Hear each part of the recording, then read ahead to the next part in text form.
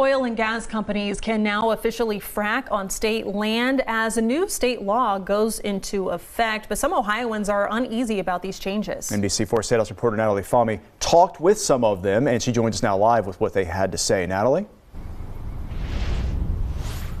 The Oil and Gas Management Commission still needs to finalize details for a lease agreement for those companies that want to frack. But this morning, they heard from several concerned Ohioans who say they're not happy with the way the fracking bill was passed, and they don't want to see it go any further.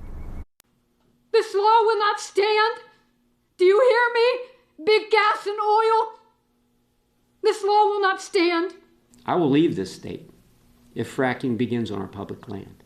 Ohioans like Jenny Morgan and Joseph Blonda made their opposition to fracking on state lands heard. Are you willing to support the fossil fuel industry only and ignore the public health concerns of the citizens of Ohio?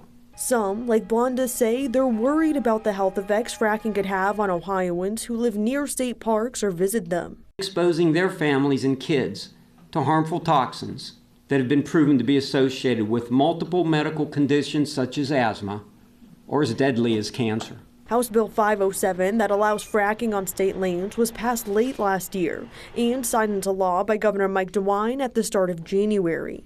Now, the Oil and Gas Management Commission has to iron out details of a lease agreement. Several items in the draft lease remain as obstacles to the responsible development of the state's oil and natural gas resources. Rob Brundrett, president of the Ohio Oil and Gas Association, says one concern of the 3-year lease is that it allows for the state to terminate it if the premises are needed for public use at any time, regardless of the investment already made. That amount could easily be in the tens of millions of dollars, and this provision will discourage most, if not all, investment in state lands. Fracking takes millions of gallons of water, but the 17-page lease also does not allow the usage of any water on the leased land, both in lakes, ponds, and rivers, and water that's beneath the land. But still, many worry about the implications this law could have. Our children and families need our parks, and they need our parks to be safe and clean.